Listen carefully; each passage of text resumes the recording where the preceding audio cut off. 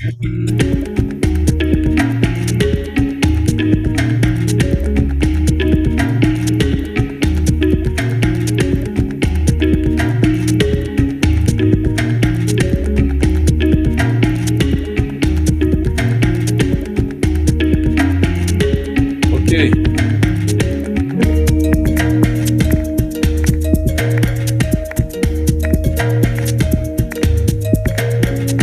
Welcome, everybody. We're starting in about a minute, no more than that. Just the time to leave latest people to join.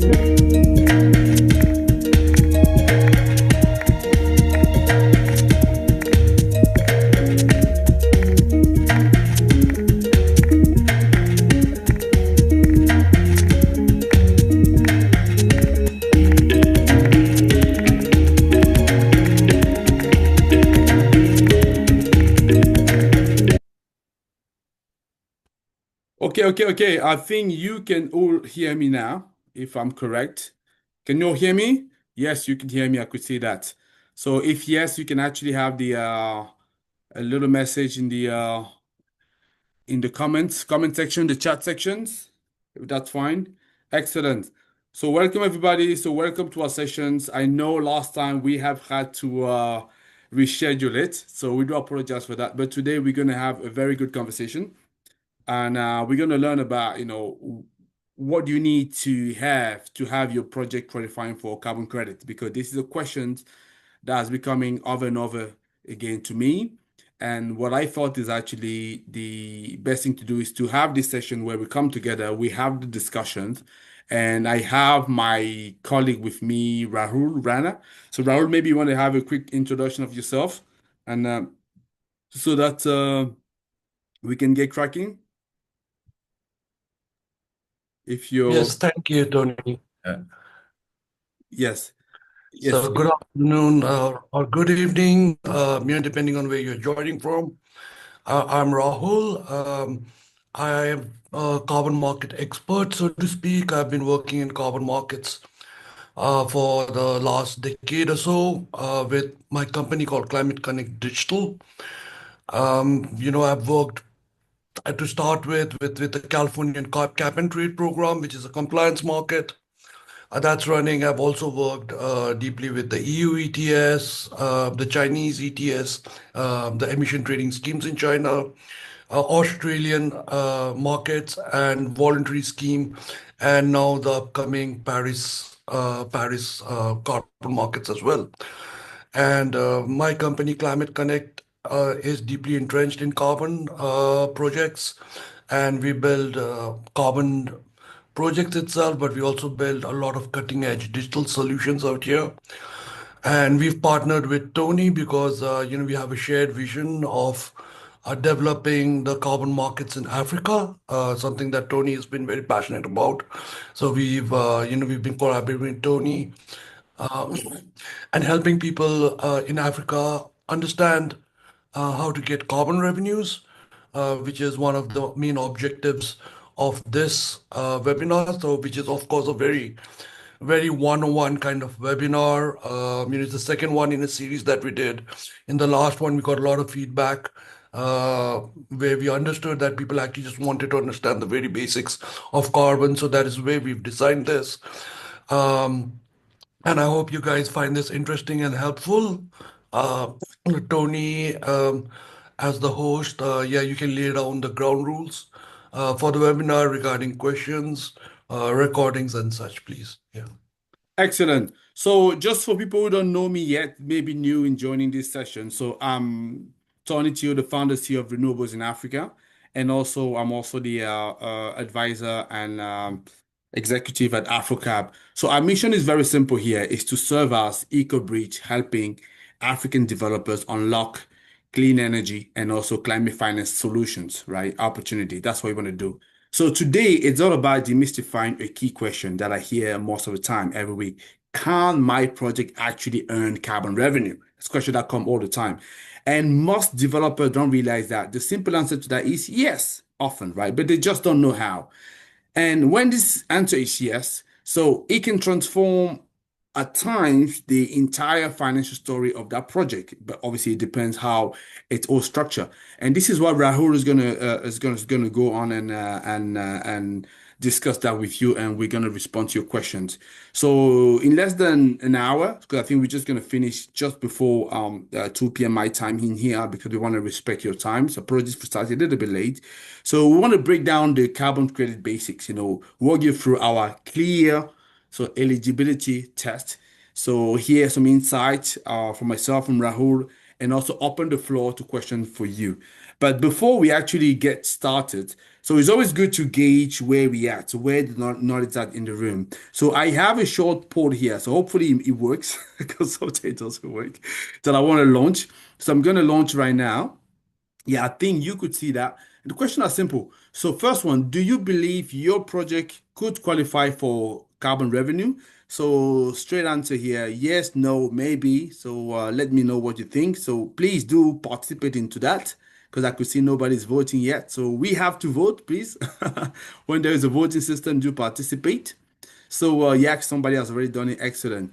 So, the second one, what is the biggest barrier for you? Is it eligibility? Is it paperwork? Is it data? Lack of partners? So, let me know, where do you sit? So, the third question is, which sector does your project fall into? Are we talking about a solar project? Is that clean cooking, agriculture, waste? So let me know. And also, last one, are you keen on receiving some carbon advice? Yeah, so I could see already 8 people already voted yes for that. Nobody has said no so far. So Rahul, you're gonna have a lot of job, my friend. So excellent. So I'm just gonna leave you again, carry on with the voting here for let's say about 40 seconds or so. And after that, what I do, I obviously display the result for all of us to understand where we at. And that's going to be a good basis for conversation, right?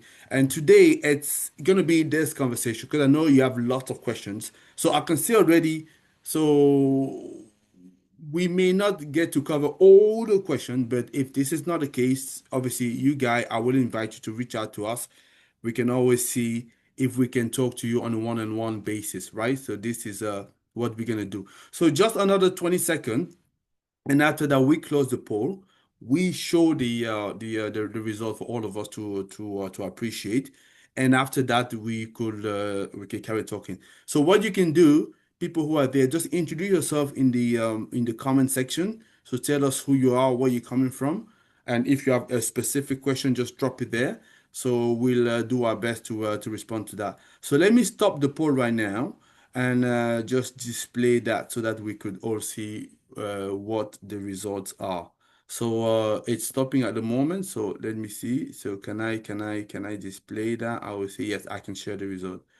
So yeah, let me just share the result right now. Hopefully you'll be able to share the result. So I'm sharing the result right now. Hopefully you could see. So what do we see? So do you believe your project qualifies? So it looks like we have the right crowd. So we have about 16 out of 17 people took part in the vote, say that yes, they believe we qualify, and just one person saying maybe. Nobody is saying no. So obviously you're quite convinced that you're there.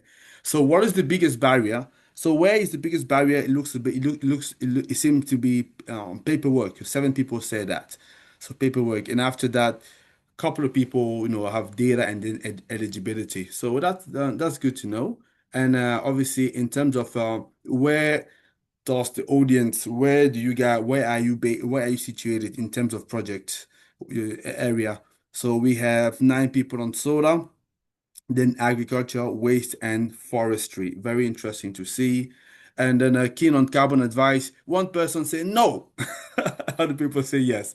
So the person who said no, so I guess you're already very familiar with this, right? Otherwise, or maybe you're coming and testing our knowledge to see if we know. Or maybe that's Rahul who actually took part and say no to that. So we see. So I can see there's somebody joining from Nepal. Brilliant. Suman.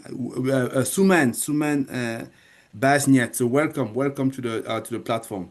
So we are very much delighted. So excellent. So Rahul, I think you have a short presentation that you're going to run for us, where obviously we're going to cover the process and hopefully tackle a number of questions people would have. And after that, I have few questions for you, but we certainly going to leave time to take take questions from the audience. So, oh, I guess the presentation is with me, right? So it'll be difficult for you to present that. Uh, yeah, Tony, maybe I can check if You want, this. if you want to share, No, that's it's fine. fine. Yeah. You do you want to share from your laptop so that you can go at your pace, or what do you want? No, I think it's fine. You've got it up. So yeah, I mean, let's not, dilly-dally anymore. No problem. Again, thank you all, to joining us for this presentation. Um, it's a very carbon credits 101. I think one of the poll questions, the very first one, that Tony was asking about, that said, do you think your project is eligible for carbon? I think there were a lot of people who, at least within this group, that emphatically the answer became yes. Um, and but yeah, the presentation itself is about eligibility in carbon projects. Yeah. So I hope that you still find this helpful, even if you had decided on the eligibility. If not, then please feel free to ask questions that will help further your knowledge about your carbon project journeys, and I'll be happy to answer those for you. We can start off. Tony, I think you've got control of the slide. So very, very basic. What is a carbon credit? It's a ton of carbon dioxide that is either reduced or removed from the atmosphere. A credit is generated by following strict methodologies. It needs to be verified by independent third parties, and usually it's once you have a credit, it's a commodity. Just like a ton of iron, a ton of steel, a ton of carbon emissions avoided or removed is also a commodity that you can buy, sell, trade. Carbon credits are there are two types of carbon credits, to be understood. We usually say one is an avoidance or reduction credits, and the other is a removal credit. And the easiest way to understand this is, let's take an example of solar power, right? A renewable energy plant, solar power that comes online into a grid that is burning, where the grid is burning to generate electricity. So now you are replacing the coal fossil fuel burning to generate the power, and the emissions from that coal plant is now being avoided because of your renewable energy generation. So things like clean cooking, even your electric vehicles, your landfill methane flaring, all of these avoid emissions from being created. So they fall under this bucket that we call an avoidance project. Secondly, we've got removal credits, and as the name suggests, removal means you're removing carbon from the atmosphere. These are like things like trees that sequester carbon, even biochar. When you create biochar and you burn that residue, it traps carbon molecules into the biochar material. Then you also have like carbon capture, storage, soil capture. All of these projects are actually removal projects, and really the from when you look at it, the distinction strongly comes in when you go to the market and what is preferred because of the requirement from the Intergovernmental Panel of Climate Change, which is with the main leading authority on climate change matters, that say that hey, it's not just enough that we reduce our carbon, we also need to remove carbon from the atmosphere to control the heating. So yeah, that way there's a preference to removals as well in the market. But again, these things are a little bit beyond our scope. I do have a slide later on that touches on pricing. So maybe we can discuss this, when we come to that. But let's first go to the next slide. And this is a small mnemonic that we created to help you understand very quickly, do a quick screen and understand whether it's worth thinking about carbon when it comes to your project. We've said it's clear. It's a very easy way to remember, whether the carbon eligibility applies to you. The C stands for category, what kind of projects, methodologies you'll follow. The L stands for launch, which is the timelines that your projects need to register for carbon eligibility. Emissions is a very huge bucket, and that's where all the technical and paperwork happens mostly. Is the accounting part, which is where you quantify your emissions, your savings, and returns. Of course, is the economics of your project, right? So of course, this is very, very, very short, and a preliminary way to screen projects. There's a better, more deeper study required for to understand, what it means to have a carbon project for yourself, which is done through things like feasibility studies. And that there's a slide on that as well, which talks about the life cycle of carbon. So yeah, Tony, let's go forward. I'll have to keep the time in mind as well. So the first C is category, the first letter.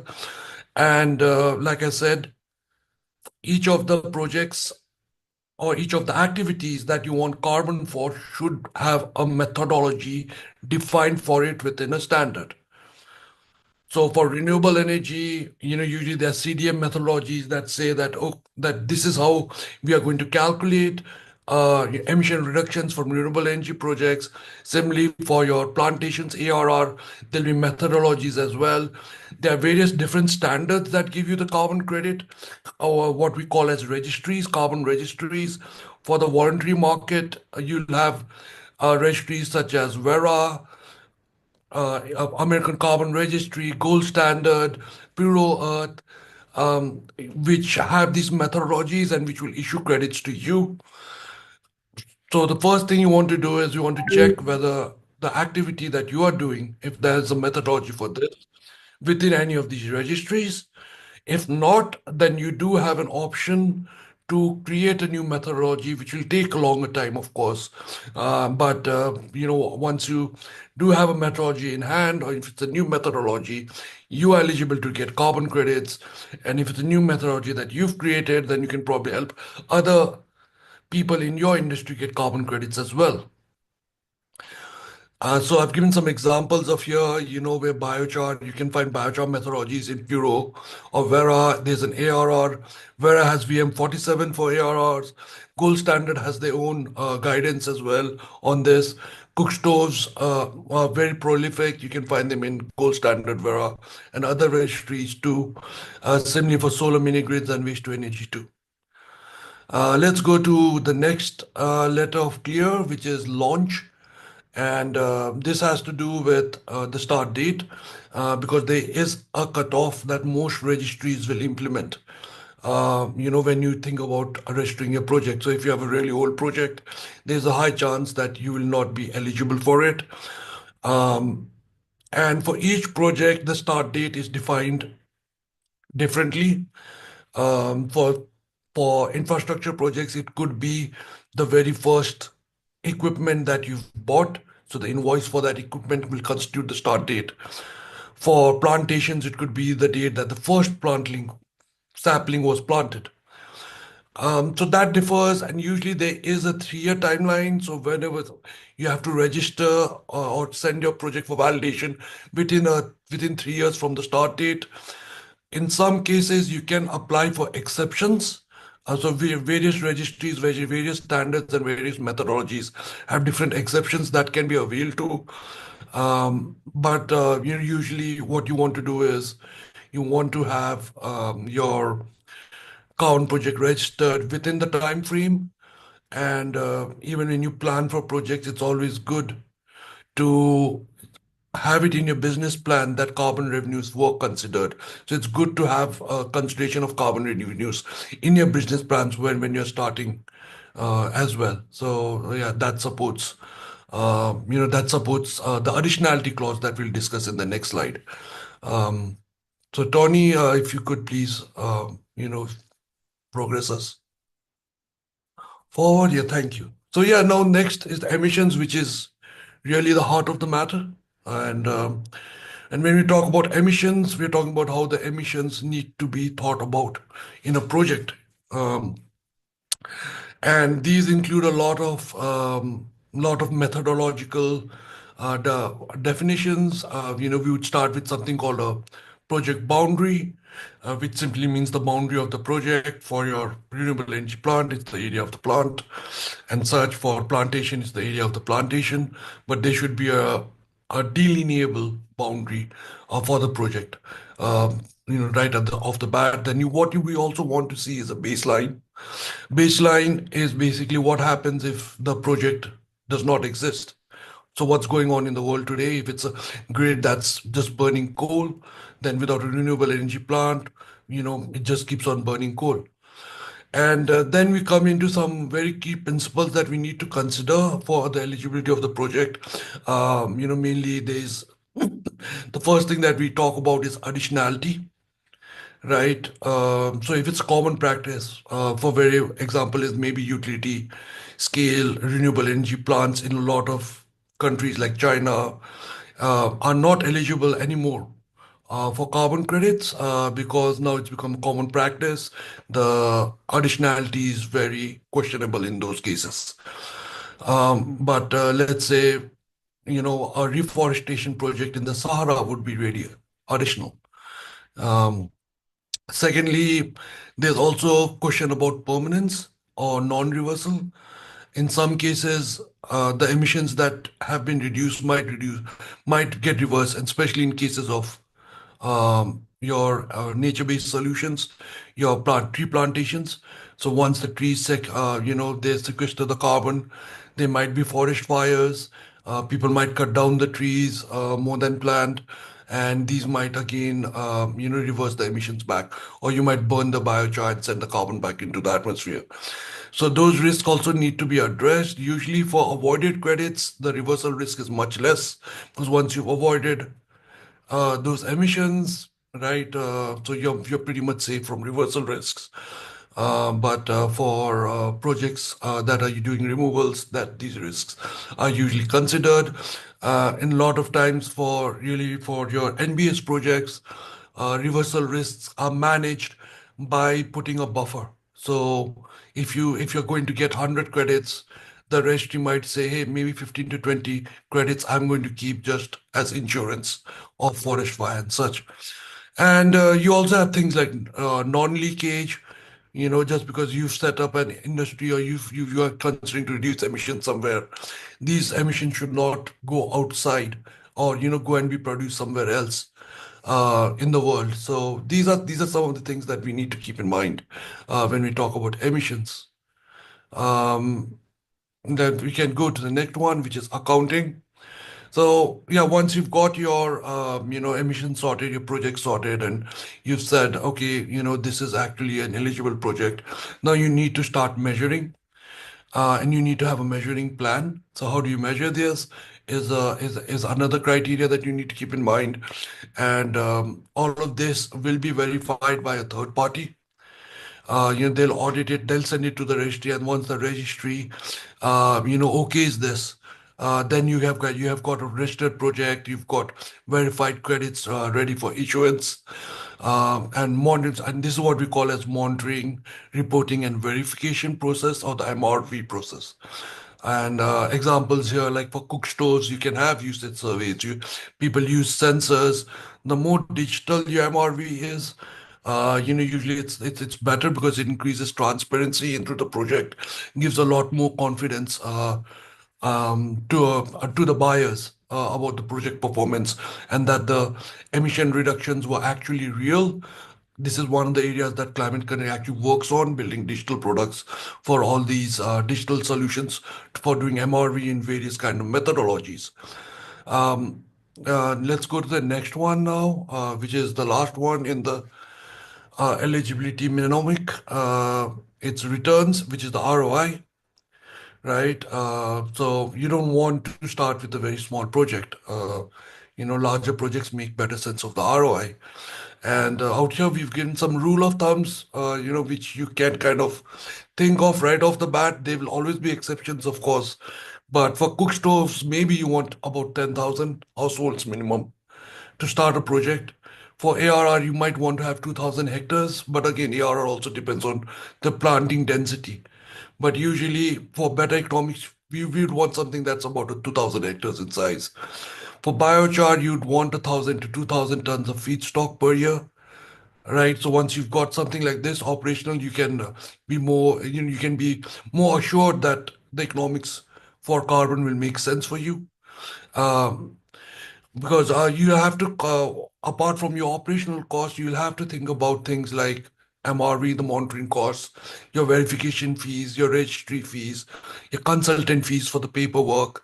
You might have some SDG goals, your community benefit sharings might kick in as well, and you want to make a margin at the end.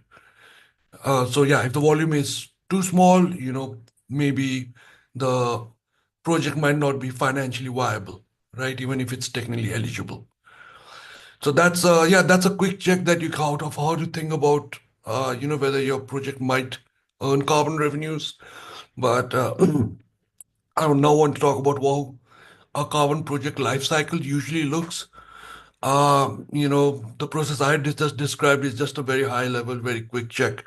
But you would really know whether if it's feasible and what are the opportunities for you in carbon by doing what we call a feasibility assessment, right? Where an expert will look at your project. They'll have some rough estimates about what the emissions might be, what the cost might be like, and what revenues you might expect, along with some strategies around how to, maximize these.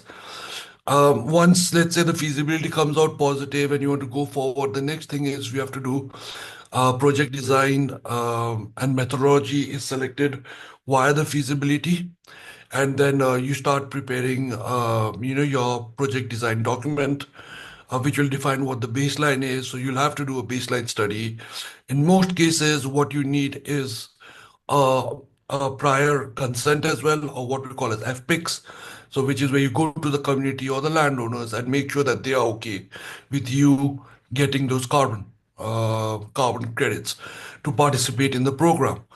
So once we've done all of this, we have a document that's just talking about the project. It's called a PDD in most registries. Some will call it in different names, like, maybe just project documents and such. But generally, it's just a PDD, which is project design document.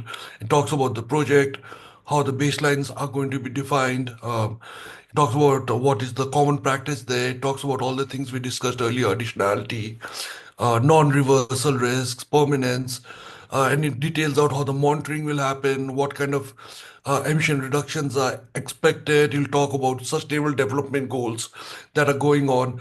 So basically, the whole description, very detailed. Carbon business plan might be a way to think about it if you're just starting out. Once you have this project design document, you go to the registry. Of course, you need a registry account for all of this, and you tell the registry that, hey, I'm going to get a third party, and the third party is going to review what I've said in my PDD. They're going to come to my site and they're going to check that everything that has been said is accurate, and they are going to validate the project. And this is an exercise where you'll have to hire a third party, pay these costs. They'll come, they'll review the whole PDD, do the site exercise, and then they might raise queries, but let's say all the queries are answered and they're happy, because you've got a very competent carbon team on your side. And then they'll send it to the registry and say, hey, this has been validated. Here's my letter. And the registry will have a review of the validated report of the PDD. And if they find everything is okay, then you hit the first major milestone, which is your project is now registered. So you don't have credits yet. It is just that your project has been registered to create carbon credits. Now, if you want carbon credits, you have to go into the MRV process now, which is now we talk about monitoring reports. And it starts with defining a monitoring period. So let's say, last 1 year, last 2 years, is a monitoring period. And, the methods that we discussed earlier again for monitoring, you share that data, you have emission calculations around it. So you write a report saying, hey, from this date to this date, my solar plant was working, we generated X amount of power, which correlates to, Y amount of carbon emissions avoided. Again, you have to hire a third-party auditor. They will come and they'll check the monitoring reports. And they'll make sure that if all the claims are accurate, they'll look for proof. And once they are satisfied, they will, they will write a verification report to the registry saying that, hey, everything looks in order. And the registry, after their review, can issue carbon credits to you. And this cycle from monitoring to issuance of credit goes on through the lifetime, basically the what we call as the crediting period of the project, which can be 7 to 10 years, and then you can keep renewing it, up to a longer period of time, depending on what kind of project you're working on. So that's basically the life cycle of the project. Some things to keep in mind. You'll have registry costs to open a registry account, to maintain that account. You'll have cost when you list the project. You'll have cost when you register, validate the project. You'll have cost when you verify the project. And you'll have cost when you issue credits. You'll have to pay registry costs when you transfer credits. You'll have to pay registry costs. And if you retire credits as well, there are costs associated with it. And yeah, I mean, if you've got consultants working on this, then you'll have to pay those costs. If you're using brokers to transact the credits, then there's a percentage involved there as well. So yeah, I mean, when designing a project or financial models for project, these are things that you would have to consider. Then we can move on to the next slide. Uh, yeah, just a quick check of what is working and what is not working. In the market, if you want to quickly disqualify some things, you have to make sure that you've got land users ownership or user rights are clear. So whether it's you owning the land or you've got a lease agreement for the land for the lifetime of the project, that needs to be very clear. Projects cannot be subsidized, or they should not be mandatory. So if some activity, like let's say methane flaring, gas flaring, oil and gas flaring is mandatory by the government, then that can raise questions about additionality. Although, in some cases that I've seen, even though the government mandates it, the oil and gas companies, they don't follow the mandate. So that way it still becomes additional in some cases. Yeah, again, you want to make sure that you've got all the access to the site and the asset all throughout the lifetime of the project. Um, you know, go governance, documentation, operations on the ground is, of course, without a doubt, one of the very key things that you want to make sure is going right for you. Um, there should be a very reliable and easy way to collect data. It's again something that we also help with. Um, yeah, I mean, and the developer's operational capacity counts for a lot. And, there should be a methodology available. If not, then you can create one as well, provided that, you meet the general criteria for a carbon project. Yeah, so some examples on the right talk about what carbon-ready projects typically look like. If you've got projects like this, then yeah, congratulations and best of luck. Your projects are probably likely to get some carbon revenues. Now, if you can go to the next slide, Tony. Yes, and of course, talking about pricing, I mean, I was kind of doubtful whether I wanted to add this because pricing gets a little bit complicated, and there's no definite answer to say that, hey, this is the carbon thing, this carbon project. If you do, you're going to get this much revenues out of this. What I've done is I've taken this graph from carboncredits.com, and what they've shown out here is different types of projects, and you can see that the price ranges change. Right at the top, you've got afforestation, reforestation, that goes, I think, all the way nearly up to like 57, $58 per ton. And then you've got cook stoves, that in some cases is less than $20 a ton. And even within the project itself, you can see the ranges are so high, right? It goes from 0 to 40, 0 to 20 in so the basically the point out here that I want to highlight is there is a lot of variability in prices. It depends. on the kind of projects that you're doing. Again, avoidance versus removals. In most cases, the removals command a higher price because they're more expensive to carry out. Again, standard registry also matters a little bit, although not always the main factor. Popular registries like Vera, GS are more readily accepted in the market. Vintages, vintages means um, by which year the emission reductions happened. Like I said, there's a monitoring period. It can be 1 year, 2 year, 3 years ago. So which year did the emissions reductions happen? Usually the later vintages feel more fresh and they command a better price. Very important host country readiness or corresponding adjustment authorization. This is to do with the Paris Agreement markets. Now that the Paris Agreement has created a global carbon market with all these countries participating.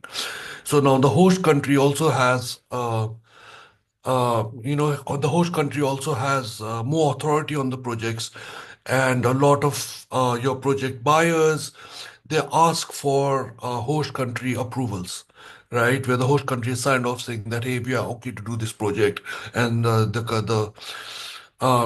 the project developer to sell these credits outside. And when you have host country approvals, it makes you eligible for certain kind of markets that are more pricier than your voluntary market. So that affects your price. Core benefits is another one. You have your 17 sustainable development goals. And if you've got a lot of these, then these become more attractive to your buyers. Transparency and quality is always preferred.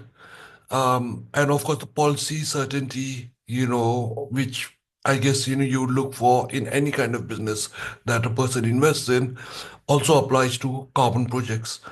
And finally, market sentiment, the supply demand balance and what the market feels about carbon credits is one of the biggest drivers in the market too. So yeah, I mean that is what I would want to say about pricing at this time. Probably if you want to understand more about what prices your project might might attract, it's better. Yeah, it would be advisable to do a feasibility study to understand these, or at least this is something that we would do on a case by case basis. So yeah, finally a pitch for Afrocarb, and how are we supporting and how what's the vision here is we like to do this end-to-end support, right? So we want to go right from doing a rapid screening, we're just talking about your project, understanding whether it's eligible or not, and then getting into slowly heavier and heavier stuff. We can do a feasibility analysis to deeply go and say, hey, this is what is feasible for your project. This is what you can expect, and this is how to, proceed with the project. What kind of methodologies and standards are working best for you, which is the easiest.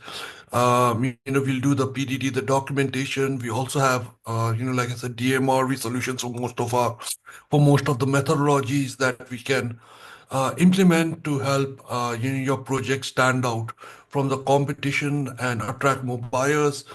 We help you with the registration, with the issuance, with getting the validators on board.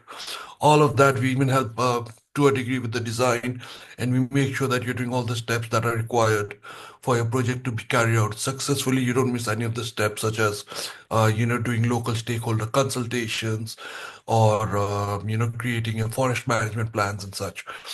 And the monetization as well, which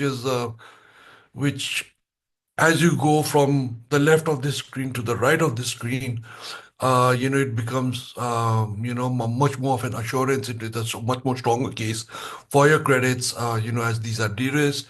But, the monetization comes in many forms in carbon.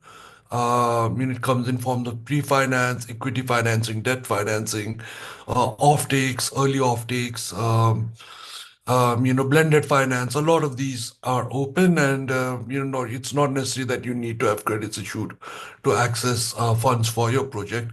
If you've got a robust enough project, a lot of people actually come in and invest and partner with you to ensure that you basically join the fight against climate change. Yeah, and then we make sure that your contracts, your legal commercial deals are secure and you get the best from your project. So yeah, I mean to sum it all, we make sure that your project a long-term success is secure with us. I think that is it. Yeah, if you have any further questions, follow-ups and such, this is Tony's contact details. Please follow up with him. He's been very helpful to a lot of people in the clean energy and the carbon space that I'm sure, there would be a lot of things that we could help you with as well.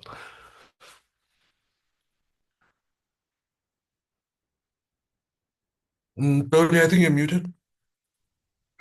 I was talking to myself. Can you hear me now? Yes, you can hear me now. Yeah. So, okay. Yeah, I just want to say, yeah, thanks for that. That was very, very interesting. And that's the information that say I wanted people just to see so that they get a better sense as what really it takes to set up a project. I know because we're a little bit short on time in here. So what we're gonna do, I had a couple of questions that I wanted us to discuss, Rahul, but let me just first of all go quickly into Q&A just in case some people have burning questions. So we have about 10 minutes or so. So if you have a question, please raise your hand right now. I could see there was lots of comments. Thanks for that. Thanks for participating. I appreciate that. I've recognized some of you in the comments section. So if you just raise your hand, if you have a burning question, so I'm just gonna unmute you and then and allow you to ask the question. So if you don't have that, so obviously Rahul and I will obviously have some quick questions to go through. Do you have any questions to ask? So I can unmute yourself and you can ask it very quickly, or was it very much dense? And so let me see if there's a question there. Okay, I think there's a question right at there's a that. question I Yeah. could see. Please go So and read it. how would you approach CHP project, natural gas to power with heat recovery?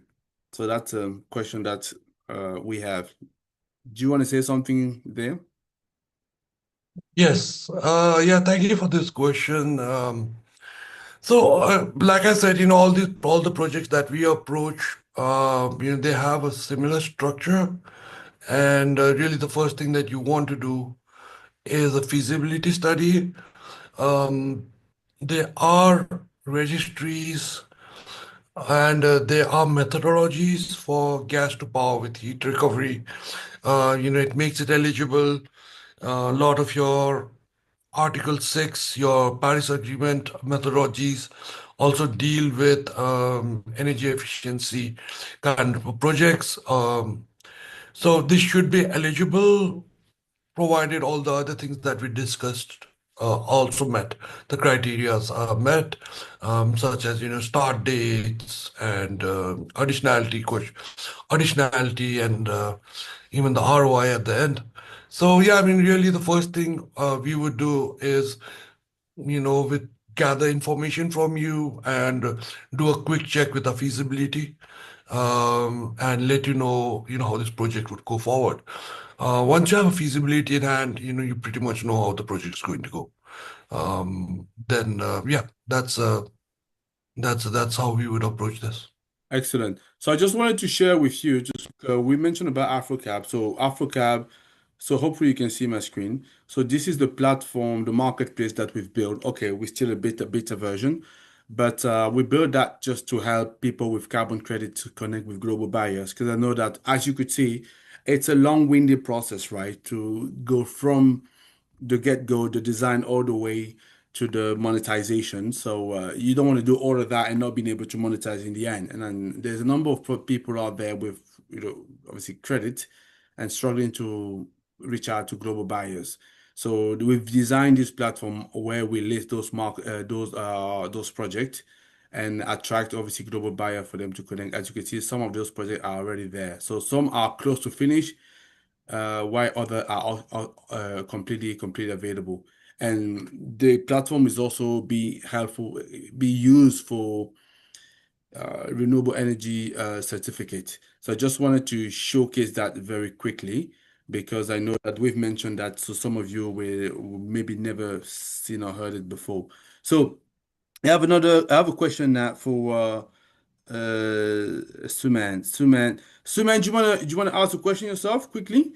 So you can come on screen. I can unlock you. If not, I can read your question. So let me just see if I can find you, and I can be courageous, right? So we don't bite. So I've unmute you. Yep, you can. Hi, Suman. Can you hear us? Yeah, hi, good evening from Nepal. I Okay. don't know if I can be seen or not. Yeah, we can see you. Excellent. Uh, and thank you, Rahul, for a very insightful presentation of yours. And indeed, it came to our notice on a very timely way. Uh, as such, though I have already kept my written questions already, my question is that indeed the project I am representing right now is municipal solid waste management of Kathmandu Valley. And the baseline case is it's haphazard waste dump on a public spaces. And given our project comes into the implementations, and those 1,500 ton per day of waste is going to be managed on adapting the waste to energy technology with the improvisation on the collection side as well. So just a generic questions in terms of uh, is there a scope for a discussion on a carbon revenue, because the project have features of challenging viability. If there would be carbon revenue, then it may push up that part. Thank you. Yes, a very detailed question, and thank you again, Sumandai, for joining. Actually, it's a very good question that you ask because when you talk about waste to energy project with heat recovery, it becomes very conditional, and this kind of underlines some of the complexity that that I've been discussing earlier. Um, because waste to energy is eligible under methodologies, but then there are criteria that we have to fulfill. One of the very main ones is that if the waste, the kind of waste that we are using. So, for example, where I will allow you credits if you're using a high ratio of organic waste compared to fossil fuels or solid waste. Like you mentioned, you've got about 65% organic content. So I would say that this is should be eligible, right, given the information provided. But again, the other criteria, start dates, common practice, additionality, all of those have to be checked as well. So yeah, again, I mean, the feasibility is probably the best way to go forward. But there are methodologies out there that could apply to a waste to energy project, burning about 65% organic matter. Yeah. So excellent for that. There's a few other questions there. So just we're not going to be able to cover all of them. I think we're going to do our best to respond very quickly on that. For the question that we won't be able to cover, so what we do, we collect them and maybe put together an email for people who attended the webinar and responded to that. And I just wanted to have Zorab has a quick questions. There's a question, for example, was talking about, I think it was Uwe, was asking whether there is a legal framework in Nigeria to deal with carbon projects. So carbon project, it's a global market. So the framework has been described by globally speaking by Rahul. You may have obviously like a, some potentially local rule, but the framework in general has been described there. And the legal framework in any country, providing it is respecting that framework that has been described, should be okay. It's different than the renewable energy certificate, which is actually localized. So you can only obviously sell it within a certain boundaries for now. So let me just get Zorab to ask questions. We see if we can scrape a couple of questions before we can call it a day. So Zorab, I'm unmuting you. Maybe you want to ask quickly your questions, and then I'm gonna get somebody else. So if you Sure. have many questions, just ask one for now, please. And like I said, the Okay. other we'll Sure. see if we can capture them. Yeah, my main question is about the CNI sector for solar. We see a lot of opportunity with our CNI portfolio to benefit from carbon credits. But as Rahul mentioned in his presentation, it may not be economically feasible because there's fixed costs with registration and the feasibility study, and all those things take a lot of the economic benefit from a small project because those are fixed costs. So I'm wondering if there's any thought or any uh, developing ideas to unlock those carbon credits for the CNI sector where you can have, I don't know if there's a more efficient way to do registration and feasibility studies, or looking at a whole portfolio to register based on a portfolio. Yes, yeah, thank you, Saurabh. Actually, that's a very good question indeed. And yeah, I think it will be helpful to others as well. On this, when you have smaller instances of project, that are not up to scale, most of your registries, in fact, nearly all of your registries have this facility where you can register projects under a group, right? So you register an example project, or maybe for your CNI, it might be, let's say you've got a rooftop solar, which is maybe a megawatt, right? But there, of course, in your maybe in your city or in your region, you've got maybe hundreds to hundreds of these 1 megawatt rooftop solar plants in each of these CNI facilities. What you can do is you can aggregate them, and you can just register one project, as a group activity. So you take one project, you say, hey, this is a group activity. I'm going to add other projects that are similar to this project, and I'm just going to register this once. And every time that you verify, or when you go claim credits and such, then you can always tell the verifier that, hey, now I have these 10 others added. You can go check them, and you can, add them to the project, and you give me credits for these as well. So that kind of makes economies of scale work for smaller, for smaller activities under these carbon projects. Okay, thank you. Excellent. So maybe one quick questions if we have it, and then we can call it a day. So let me check who asked a question again. The Zora was a question. I think Saif has Saif can deal with that. So is there any question for somebody? No, I think. Oh yeah, I could see. No, Suman. Yeah. Actually, there are a lot of questions, Tony, and I Yeah. think we'll have to take these questions offline and answer them. Yeah. Well, I think. But maybe Listen. we can do a couple more, yeah. Sorry. We could do a couple more. I think there's one that we missed after Suman's question. It was in Somalia. We have implemented a lot of projects now. It's operational in mega scales. Can we proceed by to claim carbon credits? And as a country, are we eligible? Um, yeah, I would say yes. Again, there's a lot of criteria when we talk about projects, and if you're talking like you about implementing a lot of projects at mega scale, the question also comes when the start, because like I said, start date is also one of the criterias for project eligibility, additionality. Whether these projects are commonplace, mandatory in Somalia might also be a concern. So these things need to be considered. Eligibility again is a series of checks that need to happen, and it requires a lot of data points before we can actually give a very definite answer. But as far as country eligibility of Somalia goes, yeah, I mean, I've not seen anything that says Somalian projects Somalian can't register projects, in the voluntary carbon market at least. They must also be working with your Article 6. And to come back to the question earlier about Nigeria's policy, each country under the Paris Agreement needs to have what you call as a designated national authority, a DNA.